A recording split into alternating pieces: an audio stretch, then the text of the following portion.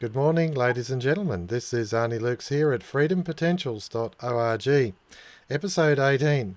What we're doing is we're working our way through the Introduction to Social Credit modules written by Betty Luks, my mother, and we're in Module 5, and most of the module is actually discussing this thing called money. What is actually money? What is it made from? What is it? How is it acceptable amongst people? What does it mean, and what does it actually cause to happen in communities? This is really, really important because money itself actually causes communities to do things. And I want to just work through a scenario here, and I think it's hilarious. I think it's beautiful, but I've got two guests here who are going to tell us their story and what actually happens in the natural world without money, and what is proposed to happen in the man-made world, an unnatural, abstract world. What is actually happening in the physical world with this abstraction we call money? Robert Klink, you've got the floor. Okay, well, I guess we could learn some things from the experience I've been having lately. I have a stream running through my property in the back. And for about 1 week, I was looking out and I was like, why is the water level going up? But foolishly, I didn't go down to see why it was going up. Obviously, there was some obstruction further down. Finally, the water level got up so high that it was inundating a bridge I had built across the stream. And so I said, I've got to look into this. I went down, I discovered a beaver dam. So I don't know, Australians don't have beavers. They are the most industrious creatures on earth. They just don't stop. I guess they can't stop because their teeth are constantly growing. And if they stop cutting wood, then their teeth will go right through their lower jaw or something. So it's kind of a physical necessity for them to be busy all the time. Anyway, I have been struggling against these beavers and trying to discourage them, trying to encourage them to go somewhere else with their bridge, their dam building enterprise. But it's not going very well because they have more tenacity and industriousness than I have. I keep taking the top off the dam, and the next day it's back and higher. So it's interesting to see this because the beavers are not constrained in their activities in nature. People are constrained. They can't make free use of their resources in the way beavers do, because before we can do anything, we have to get uh, monetary licensing to act. This is not a problem for beavers. So it's interesting to see them being active and carrying out their projects and just doing what comes naturally. I'm finding it very annoying personally, but they don't have any kind of financial limiter on their activities. They take the trees they need. They eat the bark from the trees. It seems like a strange diet, but they do live off the bark from trees. And they just uh, perform in the way that some internal programming makes them perform. No It's worries. quite fascinating to see. Yeah. And I wish that humans could find whatever is inside them to make them act naturally. I think we're so denatured now from living our whole lives with this financial system that perverts our natural instincts and desires, and instills in our minds the sense that we're limited, we're limited, we're limited. We have to wait until we get permission from some higher authority, ultimately from the financial system, before we can live our lives uh, really by choice. No worries. Thank you for that, Robert. I think it's really important, just for the audience sake. I'll just highlight that Robert is actually wrestling with these beavers and the dam, which are threatening to flood the lower story on his home.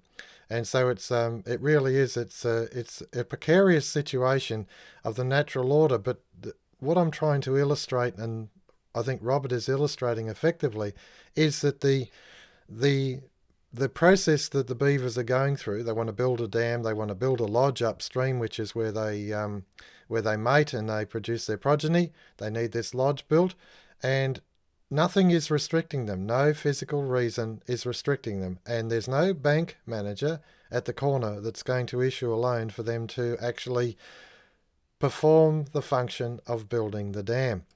David Smith, you've got another story that's similar in fashion, and I'd love to hear it, please. Oh, where do you want to start there, Arnie? Wherever it suits, David.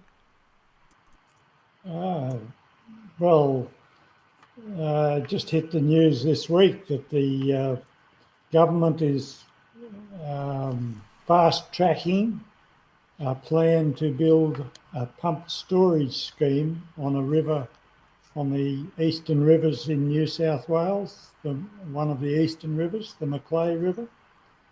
And they are going to spend $1 billion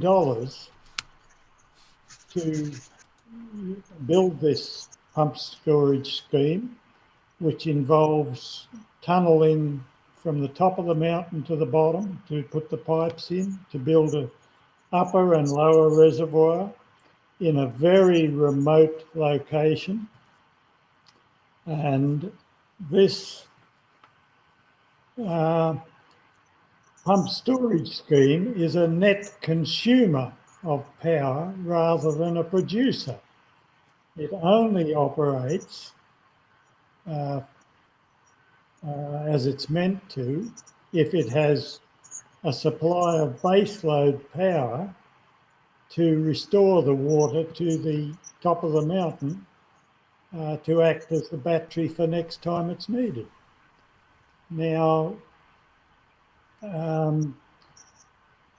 as it stands, it's a white elephant unless they build new coal-fired stations to supply that power that it needs. And for $1 billion, I understand they could build 2 or 3 coal-fired stations.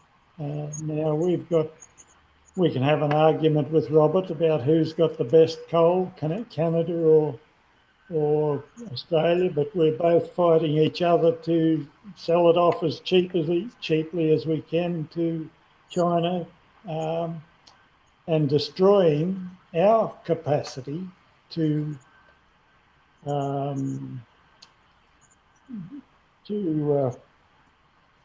look after our own industry, our own people, like the beavers do. The beavers have no compunction about using their own trees. They can move to a new spot where more trees have grown. But yes, we're selling all our coal at such a rate, we'll have nothing for ourselves, and we'll be reliant on another nation for all our needs. It's scandalous. Yeah, yeah. Thank you for that, David. It is. It is scandalous. It's scandalous for many reasons. One is that we're selling coal to China. China's doing all the manufacturing, and then transporting that manufacturing back to Australia. That in itself is a huge inefficiency and an energy waste. We could have the manufacturing here, and we could be producing all of those things that we need without having to bring transportation into the cost. And the fact is that, okay, if you've got this point of view of being environmentally sustainable, of being a good husband, a good steward of the environment, then you've got to look at what options we've got with clean energy. Clean energy. Now, CO2 is a plant food. You may not agree with me on that, but it's a fact of life. Greenhouse producers, greenhouse growers actually inject CO2 in there to promote increased growth of their products. And CO2 is a plant food, and therefore if there is an increasing in CO2, it actually promotes more prolific growth. So our farmers, our food producers benefit, our forestry also benefits by an increased growth rate. All these sorts of things. Okay, it's depicted as being a filthy gas, if you like, or a filthy emitter baseload power stations. But I put it to you that fabric filters, activated fabric filters, have been able to filter out particulates in industrial exhaust from heaters. They've been able to extract that for a long, long time, to such a high degree that what comes out of boilers is more or less just a heat haze. That's all it is, a heat haze. And even that heat that comes out is actually captured through heat exchangers, through glass heat exchangers. The final heat exchange, the incoming air to the boiler, is actually pre-warmed by the exhaust gases that come out. So they are highly, highly efficient in the whole course of things. Now, okay, this idea of having an entirely other point of view, because we've had Alan Moran on our shows quite a bit talking about Murray-Darling Basin and the if you like, the limiting of water. Now, this particular project to do with the Macleay River is not actually harnessing water to actually be put back into the Murray-Darling to actually top it up so that we can actually get some relief from the exorbitant price of water for our food production. No, it's all going straight out to the ocean. And that to me is essentially destructive. It's a destructive policy. It's not actually harnessing as the Snowy River did. The Snowy River harnessed the head pressure of the mountains going from a higher lake to a lower lake. It harnessed that with capturing the energy, but it also harnessed the water, and it redirected good part of the Snowy River back into the Murray-Darling catchment area. And so that water was harnessed as well to expand irrigation. And I might add that I spent time last year before at Griffith in New South Wales, southern New South Wales, and this area here, which was arid, it was borderline desert, and it's actually been converted into a prolific growing area through the Murrumbidgee Irrigation Authority, through the actual harnessing of this water and utilising it under discipline to expand the growing base for New South Wales. And it actually drought-proofed that area. These to me were, our forefathers were actually thinking deeply, and they were thinking profoundly. And the more we are being socialised, it seems as if the giddy heights of intellect are such that they are incapable of making rational and intelligent decisions. It seems as if the whole thing is such that the worst possible outcome is the outcome that they go for, instead of trying to harness multiple disciplines and bringing it into line with one project. Now, Macleay's expense is about $1,000 million. Now, that $1,000 million can go a long way to achieving increased water to the Murray-Darling. It could go a long way to actually harnessing other rivers that may be more suitable, and add more power energy to it. Now, I know the Bradfield scheme is out there. People are discussing it as a possible option.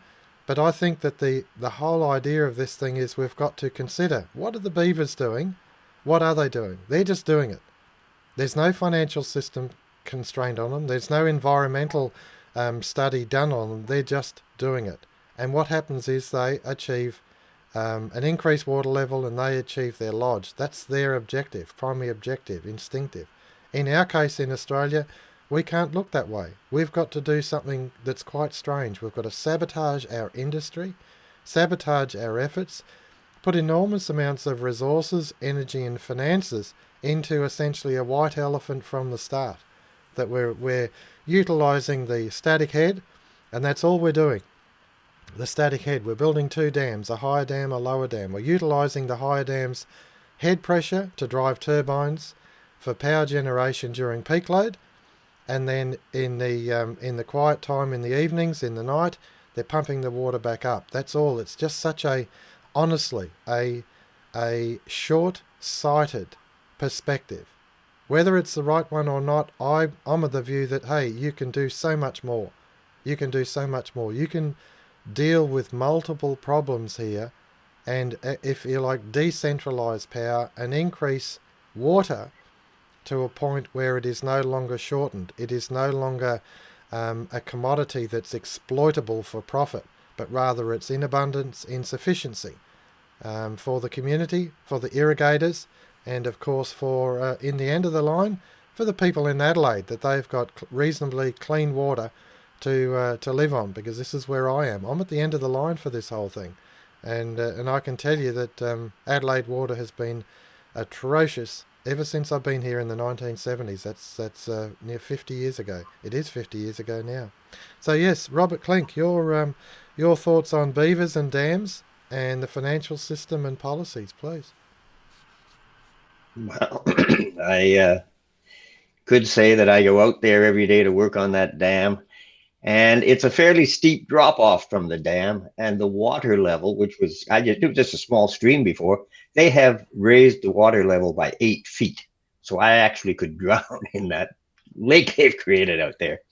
But you're talking about the poor thinking that goes into projects these days. We have to go back about 30 years when they started to, at international conferences, state that the Western world basically had to be sabotaged and shut down because it was the source of all the world's problems. It's the source of pollution. It's the source of global warming.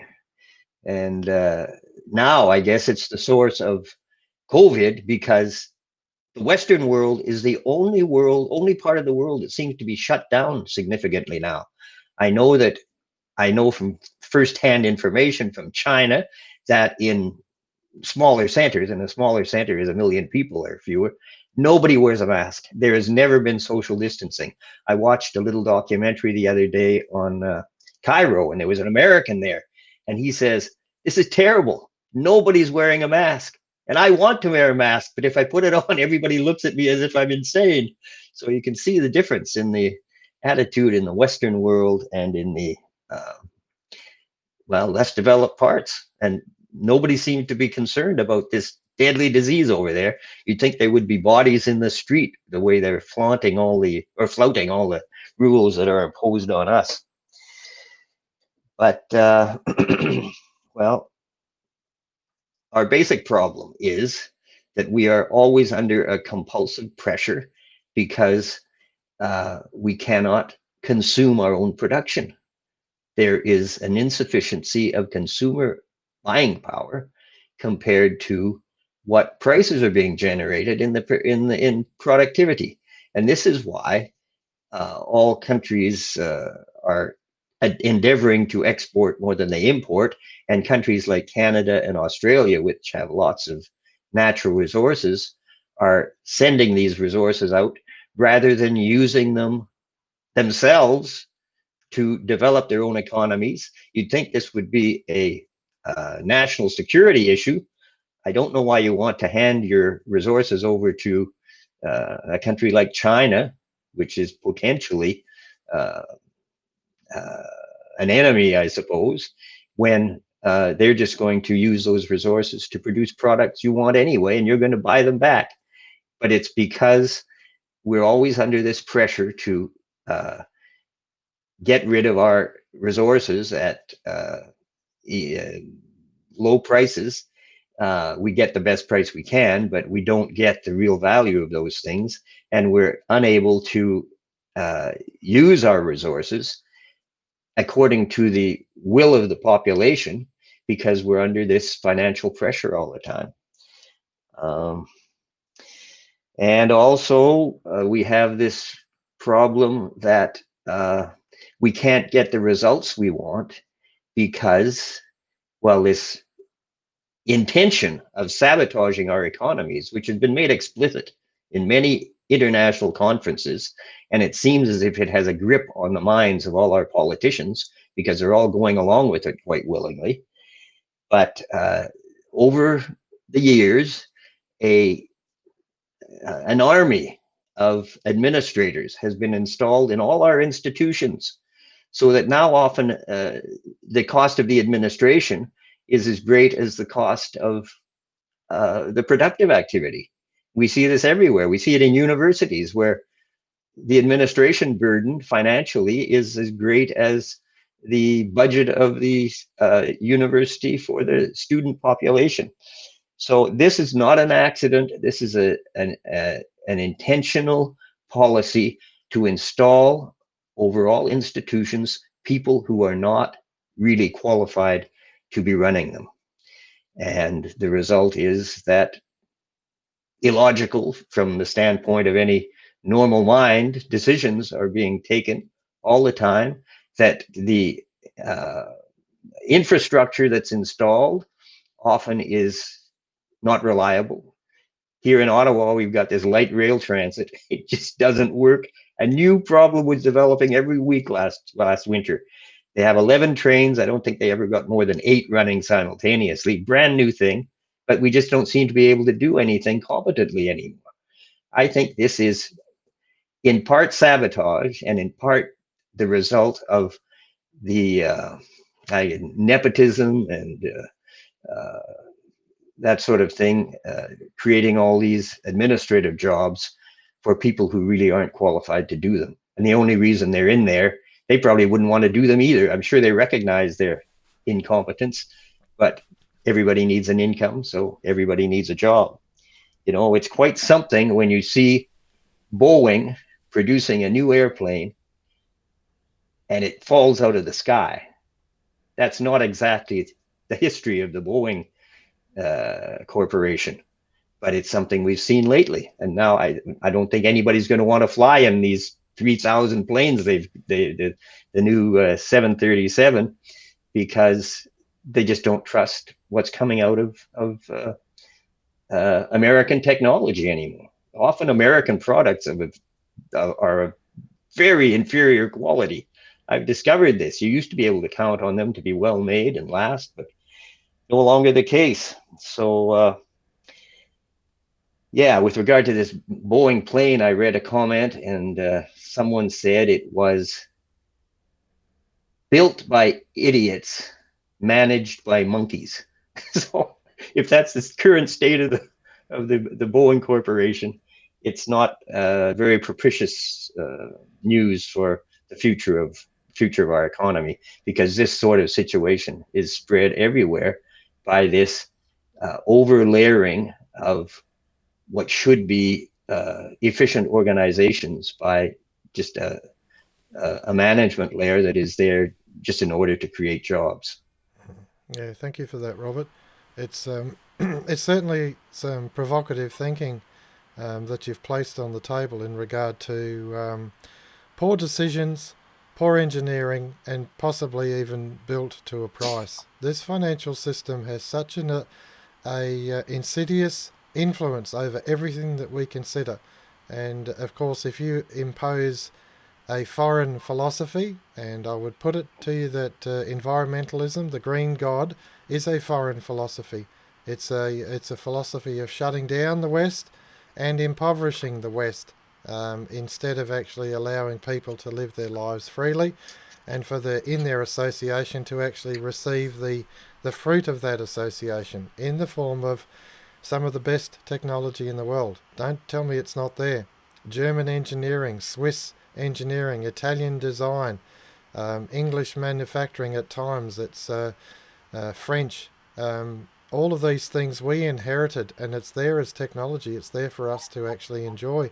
I've got several American products, and I deliberately hunt them hunt them out. One was an internal crane to lift gyprock up to the ceiling, and so that one man could lift a large sheet.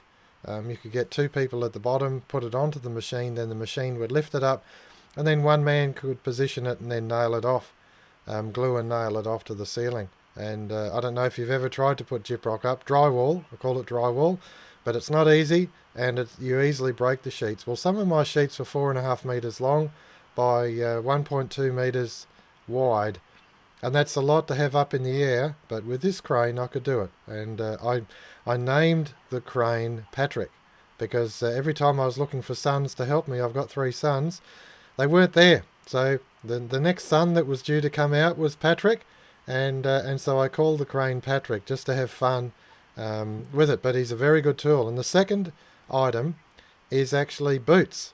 Now you say, why does America make boots better than anyone else? I don't wear dress boots. I wear practical boots, but I've gone through, in the last 10 years, I've gone through, on average, a pair a year. And I don't wear them out. The sole actually rots. The sole deforms, and it puts my legs out of shape, and I find it puts a lot of pressure on my knees. I know about it. And so a good pair of boots, good leather upper, I will get resold. And one pair I've had for 15 years, and I've had resold at least twice after the new. And they've lasted 15 years, but they're getting a bit long in the tooth. But where I've gone to now is an American brand called Red Wing boots. And I know they cost a packet. They do cost a packet, but let's see how they go. I've hunted them down. I tried a different brand, I won't name them, from America. I wasn't happy with them. But a second brand, these ones, I know in the oil and gas industry they are a boot of choice, and generally from people who can afford to pay extra for something of quality. So it can be done. And this brings us to the point of where David is in this Macleay River, and the ramifications to the local community, and the actual, if you like, imposition of policy. The imposition of policy over people that seems to emanate somewhere else other than the people who are actually going to be most affected by it, and the quality of choice. This to me is most profound. It is where the financial system controls everything. It controls everything. I know that the president of Belarus refused to accept the conditions of an IMF loan. He refused to lock down his nation. He refused to impose curfews on his people and mask wearing and things like that. And so he was refused the loan. Now let's reverse that. Australia's got more than enough new credits being issued by our government through JobKeeper, JobSeeker, and we're imposing all of those lockdowns. And Daniel Andrews in Victoria, the head, if you like, the head of the lockdown police, he's there, and he does not want to let it go. It doesn't matter whether the science is flawed. It doesn't matter whether his ministers are misdirecting him or he is misdirecting them or whatever. It doesn't matter if the World Health Organization says it's not a good idea to use the lockdown. It makes no difference. He's continuing on this path, and I think it's a path of pathology and a path of power exerting over people. Now, in this week's On Target, you'll see it tomorrow. I point out that the framework for COVID, for a pandemic, was actually being developed over the last at least 15 years. It's been in writing, and Australia, through Foreign Affairs, federal government, has signed on to it. 2011, I think, was the first act in regard to it, and the final act was as late as August last year. 7 months before COVID hit, the final bits and pieces of this, if you like, this imposition were put in place. So it's part of a long-term strategy. If you look up World Economic Forum, you look up the Great Reset, things like that, you'll see that it's all part of it. And then we come to where things actually, the rubber hits the road, and what does it actually look like? And this is the area that David Smith needs to talk about, needs to explain it to us because of the ramifications of it. Your thoughts and comments, please, David Smith. Oh, I'm not sure where you want me to go there, Arnie. Just give us your update, give us your thoughts and the influences that you may be aware of in regard to this project and where it's coming from and where it will end up, David. Right. Well, one of our politicians, I don't know whether he was a statesman as such, but he said nothing happens in politics unless somebody makes it happen.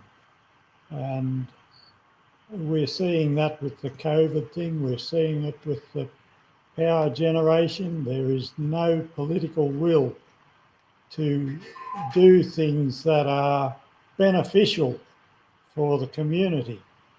They are benefiting somebody on the inside who is going to either have the big business capability to build these storage dams or whatever. It's never designed to make for the happy lives that beavers make for themselves. I've been trying to think of an analogy um, of our government building a beaver dam and how that would work, but I'm going to have to think on that one. But they certainly don't work together like beavers do to look after their own interests. They are looking after the interests of whoever controls our money system and supplies the credits that we need to operate our country. And this just leaves us in the situation where people don't have homes, where people are hungry, where pensioners are trying to make do on pittances, spending their evenings wrapped in blankets rather than having a heater going, and not the right food because of exorbitant rents that they pay in the cities, all this type of thing. That doesn't happen in the beaver kingdom. They look after themselves, they build dams that will last and fulfill the needs of that community, and our government is not fulfilling its role in supplying our community's needs. No worries. Thank you for that, David. I think that's really, really important because we've got to actually take into account here what is the purpose of government. Why did we why did we place government in our discussion in our communities? Why did we? And what was the purpose for it? What was the reason for government? Surely it is that it is for the mutual benefit of each and every member of community. Now, government itself is it's like fire. In a controlled situation, you've got something that you can actually enjoy. You can use it to cook on, or power a boiler or something like that. You can harness it. But when it gets to the point of dominating you and influencing over you, to the point where our industry, our economy, is actually deconstructed. Our economy is undone by our own government policy. Think about that one. The exorbitant price and unreliability of electricity has shut down not only power stations, but steel, aluminium, shut down oil refineries, things like this. It's just, if you can't maintain stable power generation. Now, we experienced it just the other day, and we were due to do some work at a certain time. We do it the same time every week, and the power was turned off. We had a local power failure. Okay, that's a rarity. But if you're trying to have industry and run industry, and you can't have that reliability, then of course in a continuous process like steel or aluminium or something like that, that could be that you could lunch the refinery on that. You could do so much damage to it. So it really is vital that these things are stable and affordable and reliable. You've got to have it. You've got to have it. It's got to be continuous supply, sufficient supply when you need it, and affordable. This is how you, if you like, compare apples with apples. But in the likes of what's going on with China, China's getting our coal at giveaway prices, and they're building the biggest and best coal-fired power stations in the world. And here we are, we can't do it because of restrictions and because of, if you like, bureaucratic suicide. That's what it is. It's really committing economic suicide to Australia, to Australia's people, and our families and our communities are suffering as a consequence of government policy. They could get it right, but they choose not to. And this is where we've actually got to come into the origin, if you like, of policy. Where does it come from? Now, the Belarusian president showed you where it came from. It came from international finance, International Monetary Fund, World Bank. in cahoots. If you like, you follow this COVID thing through, you'll see Bill Gates and Anthony Fauci there. But you'll also see the World Health Organization. You'll also see the United Nations. You'll also see the public-private partnerships. They seem to come together. Now, I was asked the other day about the local community. Where is the public-private partnership in the local community? And it took a little bit of actually thinking, and then all of a sudden it was like bright lights everywhere. Local councils are corporations.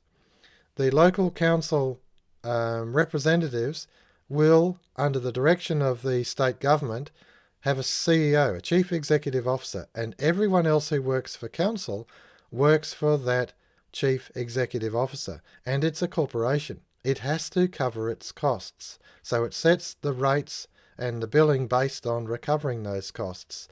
It's actually an outworking of state government policy, in other words, the laws of the state.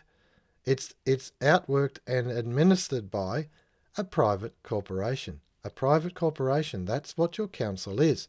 Now, you've got some sort of smoke and mirrors that your mayor and your alderman and your councillors are actually making decisions, but they're not. All they're doing is administering state government policy.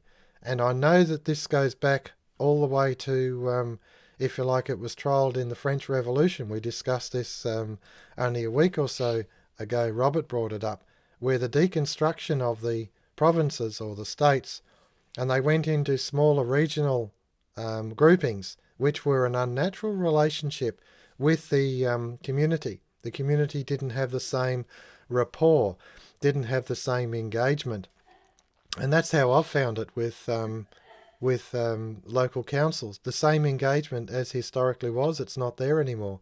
There was a time when I built my first home, I went to the council offices, I worked it out with the engineer and the planner, and this is what I was going to do, and they guided me through. And now there's got to be a whole stream of civil engineers, of design of this, of design of that, of tables, of construction, of environmental impact statements, fire escapes, consideration for fire trucks in and out and turning, and all these sorts of things. And it puts such an exorbitant price on the top of a house. No wonder we're paying $500,000 for a simple house. What my first house cost me, honestly, it cost me, I think it was $21,000 worth of materials, and that was, my oldest son is 40 next year, so it was about 36, 37 years ago. It cost me $21,000, and then I finished the house off as we lived in it. $21,000. Now you compare that to the $500,000 today, and that's what young people are having to mortgage their future to, and that's all part of policy. It's made it so difficult and so hard. And when we look at the beavers, and where the beavers just get on and do it, and we look at this bureaucratic madness with the Macleay River, and it's exactly the opposite. Your thoughts, please, Robert Klink. Well, certainly the increase in house prices is an interesting phenomenon, because we've seen with this COVID crisis that they can pull the rug out from half the population. And what's the result of that? They have mortgages, and the banks can take their houses away from them. And, they're just no security anymore, because we've got this governmental system that is not acting with the idea of benefiting the population. It's acting with the idea of feeding a lot of egos and playing a lot of politics and taking instructions from international organizations. Government really should be analogous to a club in a way. When a club is set up by its members, they get together and they agree on the purpose of the club, and they agree on a constitution for the club, and then they will pay attention to whether the administrators who are chosen for the club, the executive of the club, are fulfilling the club's purposes or not. And if they don't like what the executive is doing, they will walk away from the club. They will opt out. But the kind of system that we're in now doesn't provide for opting out. You are just compelled by law and regulation to do whatever the government says. And this used to be determined to some extent in legislatures, but as far as I can see, legislatures have become obsolete. In Canada, we have a dictatorship allegedly coming out of the office of the prime minister. I don't think he's got the brains to run a dictatorship, but it's the same thing everywhere. You got executive orders running things in the United States, and the legislatures are just being bypassed. The legislatures are supposed to be the point at which the population can influence policy. You're not going to influence a prime minister directly, but you can influence your representative in a parliament. But when these parliaments are all not fulfilling their functions, it's the end of any kind of control by the population of their governmental institutions. And this allows for the introduction of what are essentially planned problems.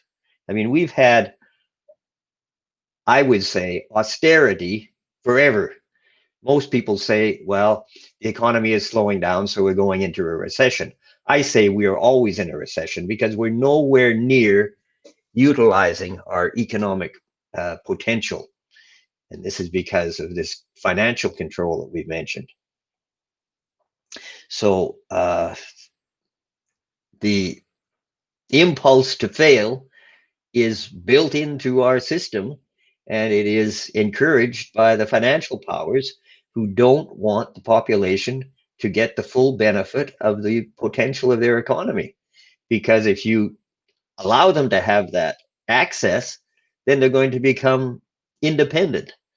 And they don't want independent individuals. We can see that they want increasingly subservient and obedient populations. I think you're getting a good demonstration of that in the state of Victoria in Australia now, and they've just done the same thing in Quebec. We're going into a similar kind of lockdown. We're not going to be able to visit our neighbors. We cannot visit our neighbors after next Friday, I think. Isn't that an astonishing thing? And I don't know where that's going to take us, but they're using every crisis, every policy issue they can invent, and they invent crises constantly. There's never a time when we're not facing some kind of a crisis. And now the crises are all international crises. So this leads to the opportunity for the imposition of increasingly global, centralized political control. You have the alleged climate problem. Don't know what it is, whether we're cooling or warming, but something's going wrong, and we're supposed to be all upset about it, and we're supposed to be surrendering our power to international bodies to decide what limitations will be placed upon our ability to run our own lives in the future. And well,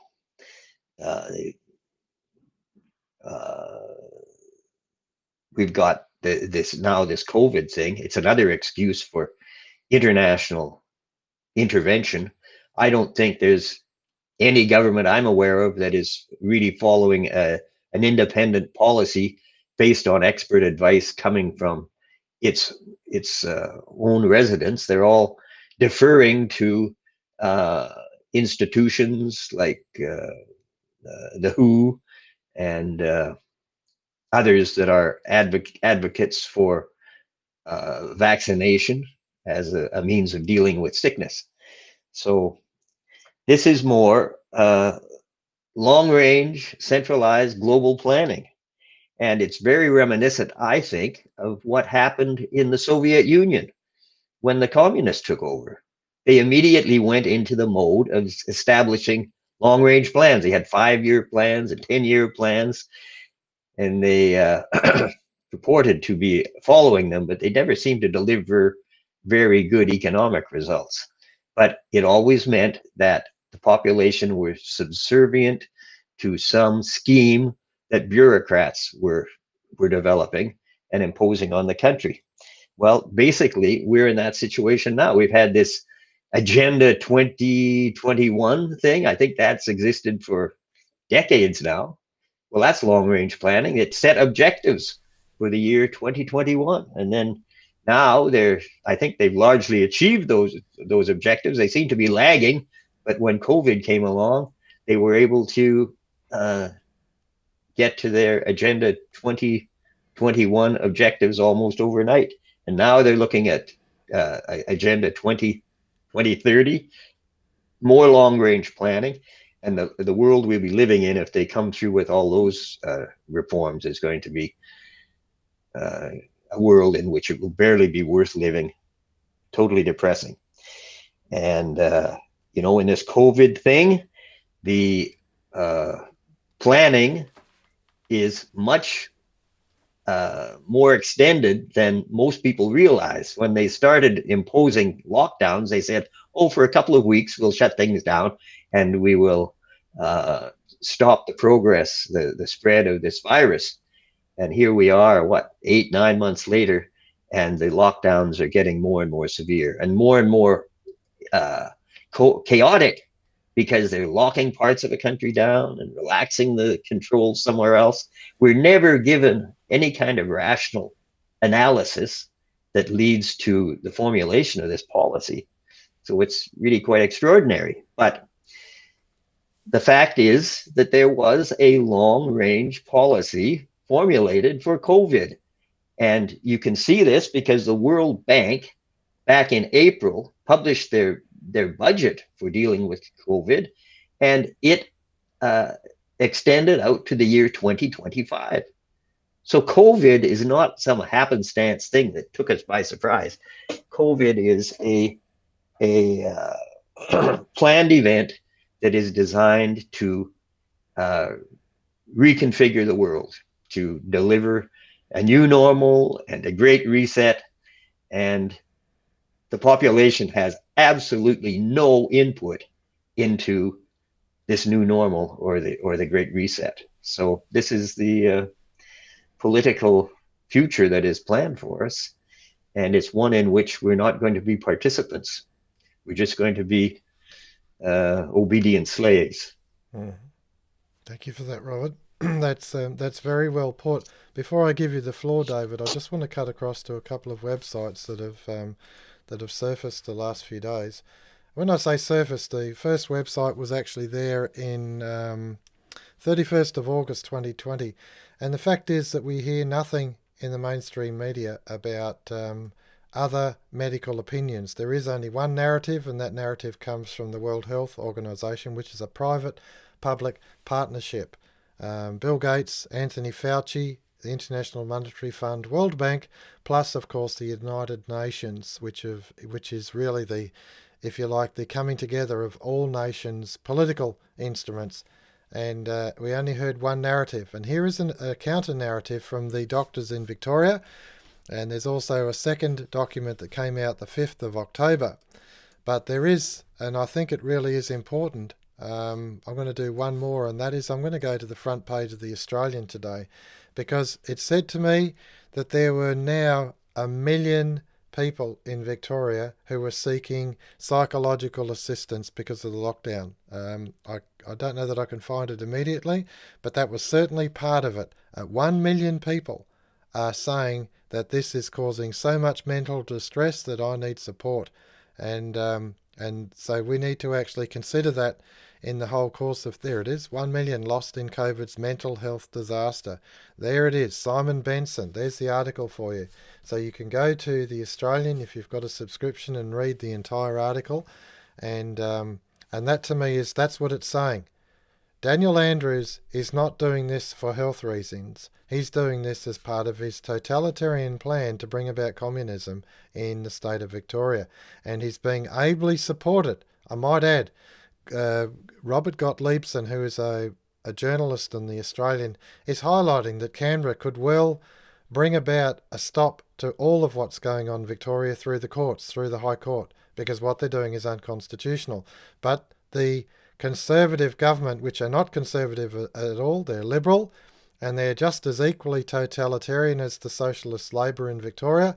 They're not changing course. They signed this agreement of the pandemic framework, and they're abiding by it and they're implementing it. So even in spite of the fact that the World Health Organization is saying that lockdowns are not effective and we need to stop them, the government is not going to do that because it's part of the framework and part of its agreement.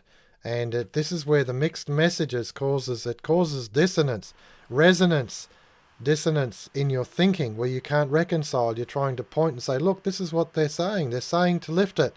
And they're just staying the course. But that's what the framework is about, to stay the course. And it becomes really frustrating when you're attempting to try and comprehend why governments are doing what they're doing. Why the Macleay River? Why not the Bradfield? Why not an alternative Bradfield? Why not satisfy power generation and water security in one method, utilising it correctly and even over an extended period of time? Achieve the first target, the second target, the third target, so that as we're actually enjoying the benefits of each target achieved, more water, stable power, things like that, as we achieve the targets, then it takes the pressure off our economy. They have no intention of that because that's not part of this world government plan. It's not part of it. They're actually implementing it on us, and their loyalty is not towards the people of Australia nor the economy of Australia. And the fact that the government is issuing job seeker, job keeper is simply to appease people long enough to bring this policy into a point where we can't move and we can't actually resist. And that's what we're heading towards. Your thoughts and, believe it or not, closing comments, 52 minutes. David Smith. Well, I better stick to a few bullet points, I think. Um, on the COVID thing, we're seeing these premiers and the Prime Minister in Australia trying to save face desperately to maintain their control, because that's what it's all about, control. It's not about health at all. If it was about health, they'd have showed us how to maintain immunity at the very beginning. But they're trying to save face in the light of all the lies unravelling. There's a huge movement in Europe exposing what's going on, and it's growing, particularly in Victoria. There's legal challenges. There's the Doctors Association that you referred to. The thing is, are we getting the results that we want from our government? Are we voting honestly, or are we voting for the lesser of two evils? Are we going to challenge the way what we expect of our political representatives, demand accountability of them? Because Alan Jones has put it very bluntly over the last few weeks. He's had a new program on Sky News, 8 o'clock of an evening, and he's put it very bluntly that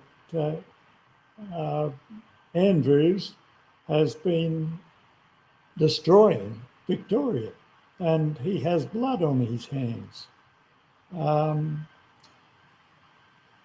You remember from Scripture, the Sabbath was made for man, not man for the Sabbath. Our governments were instituted by people to serve people, not the other way around. And the other thing, Robert mentioned it, the permanent crises. There's a quote about that: permanent crises justify permanent control. And we're seeing the socialist, communist, whatever you like to term it, control being implemented through this COVID crisis and through what's happening in the decimation of our industry. That's been going on for a long period of time.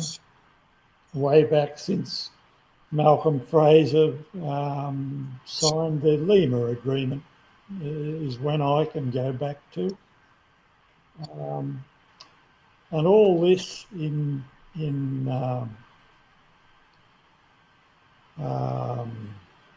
contrast, not the right word. Christ said, I've come that you might have life and have it more abundantly.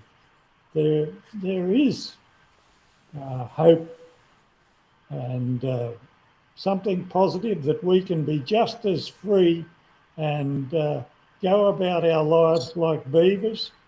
But unless we start acting honestly towards the way we vote, I don't think that's going to happen. I think I better leave it there. No worries. Thank you for that, David, the candid and honest summary of your points of view. And I can't reinforce it enough, ladies and gentlemen, that the answer is not actually in your politician. It's not in your industrial leader. It's actually in you. It's you accepting your own personal responsibility, not only just for who you vote for, but ensuring that that person that you vote for implements and pursues those things that you deem to be necessary, and at the same time for the good of you, but also for the good of your neighbour. You are your neighbour's keeper, and if it's just for you, then you're not your neighbour's keeper. And why should it be you and not your neighbour as well? It has to be both. It has to be every individual. And so when we see COVID policy being implemented, we've got to consider who benefits out of this. Bill Gates certainly does, IMF, World Bank certainly does, Fauci does, and of course the political situation is such that it's imposing totalitarian policy on us. Mandatory vaccination. We've read recently about medical passports. Don't think they're going away and there's some sort of fabrication. They're not. We watched an advert from Ireland the other day exactly about that. Medical passports. You won't be allowed to work, eat, travel, go to a restaurant, whatever, without a medical passport. So there's plans afoot to have an entire totalitarian world. And an article today touched on why was Sweden let off the hook. Why didn't the imposition come down on Sweden? Because Sweden is already a fully indoctrinated socialist country. They don't need to actually change. And so it becomes part of the cognitive dissonance. You see them, why are they free and we're not? Because they're already where they need to be. They're already totalitarian. And why do we not see China in lockdown? Because of their, if you like, surveillance state. That's what it's about. They can monitor every step, everything that you do through your own apps, through your cameras, through monitoring, sound monitoring, every single thing, giant databases. And bear in mind that most of this technology was developed in the West. Google, Facebook, Twitter, all those sorts of things are all about surveillance. Now, what's it called? It's called the reward points. Reward points. When you were buying things and you were giving reward points and you could get a free flight or whatever. Reward points was all about monitoring you and your behaviour and the effectiveness of those things that influenced you, whether it was an advert, a billboard, a radio station, or clothing, or other people, peer pressure. They watched every part of it. This monitoring, this Big Brother has been going on a long time.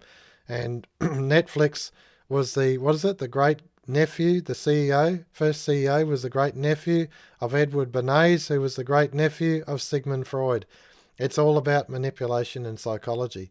You're just putty in their hands if you're not aware of what's going on. Your thoughts, please, and closing comments, Robert Clank. Well, I was going to say something about that psychology, and I was even going to mention Edward Bernays because people don't realize, generally speaking, that they are constantly under a kind of psychological attack. And there are government institutions to direct the psychology of the population. These things are so far advanced scientifically, and yet hardly anybody in the general population is aware of it. It's too bad that they aren't more suspicious of what governments are doing, because there is a constant attack on their psychology, emanating from these professional psychologists, psychiatrists. They've been doing it, as you said, Arnie, for a very long time, and they're extremely proficient. We shouldn't think they've lost their knowledge about how the human mind works and how it can be directed to ends that the individual wouldn't otherwise pursue at all. So the trouble, I would say, as I mentioned earlier, is that people do not have an understanding of the financial system. They can't imagine that it works as it does, that the banks create financial credit out of thin air. People think of money. Well, this is interesting, though. They won't be thinking of money as currency for much longer because they're going to abolish currency. And the concept of money will have to change. But whenever governments start to, borrow a lot of money, the corrupt media say the printing presses are running full out. Well, it's not printing presses. It's not physical in any way. It's just numbers that are being used to control the population. So there's that, and there's also the lack of appreciation of the fact that there is no balancing of the consuming and producing powers of a society. And if this should be the fundamental concern of economics, but you will not see it discussed in any university economics course.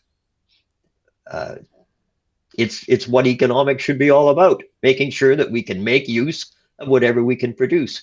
But it doesn't work that way, and we can have drastic recessions, they call them, and depressions, and the productive plant of the nation is dispersed, and thousands of businesses go bankrupt. Exactly what we're seeing now with this COVID crisis.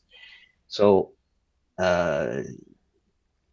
if people don't grasp this understanding that our financial system is failing utterly to supply the population with what it needs to produce and consume what the population wants, then even if they relent somewhat in this in the controls, which I don't think they're going to do now in the COVID, we're just going back to pre-COVID conditions, and those conditions left the financial powers in a position where they could pretty well do whatever they wanted. They could shut our lives down if they wanted. Well, they've done it, and that power has to be taken away from them, and the means of taking that power away from them and distributing it to the population as a whole was described by Major C.H. Douglas, the founder of social credit, early in the 20th century. It's about time for his solutions to be given some attention, because if we don't fix that problem, we're just going to have a succession of crises and disasters running into the future, and wars. Wars are very scary. So just to finish on a note regarding the beavers, there's a beaver dam in northern Alberta, Wood Buffalo National Park it's called, and they discovered by satellite the biggest beaver dam in the world. It's 850 meters long. And I say those beavers have been building that thing for a long time, and it is their cultural heritage. They haven't had their cultural heritage canceled out by some financial system. They've built it, they've got it, and they're enjoying it. And we should be able to enjoy our cultural heritage in a similar fashion. Beautiful. Oh, man. Beautiful. Beautifully put, Robert. It's, to me, that's the very key to it. In the there's two things that would be the most obvious to people who have a memory, or at least talking to the ancients who have a memory, and that was at the start of the Second World War, 1939, there was such a huge release of new credits. And then the people did get as busy as beavers, building industry and building armaments and weaponry and planes and tanks and all those sorts of things. It's not as if they weren't capable of physically doing it before, but the financial system was constraining them. And here it is today, we're looking at it. The West is totally shut down. It is shut down. It's on its knees. And the fact is that our governments are implementing the policy of these foreign powers, of these foreign influences. They're not actually doing or serving the community. And that to me is the key to it. The key to Module 5 in Introduction to Social Credit is about finance. It's about what actually constitutes money, whether it's printed, whether it's digital, whether it's tea leaves, whether it's a stone, whether it's leather discs, or it's those sticks. What were they called? The tally sticks. The tally sticks in Britain. They used tally sticks for hundreds and hundreds of years. Just a piece of wood split in half with certain markings and given a value. These were the forms of that released activity as beavers in the community. And that's what the money system is doing to us, and it's also undoing to us. So it's been a very interesting episode, interesting forum, gentlemen. I really appreciate your input, and I'll make sure that if there's some links that I've referred to during this this forum, they'll be placed up on the website freedompotentials.org. Thank you so much, ladies and gentlemen. Thank you, Arnie. Thank you, Arnie.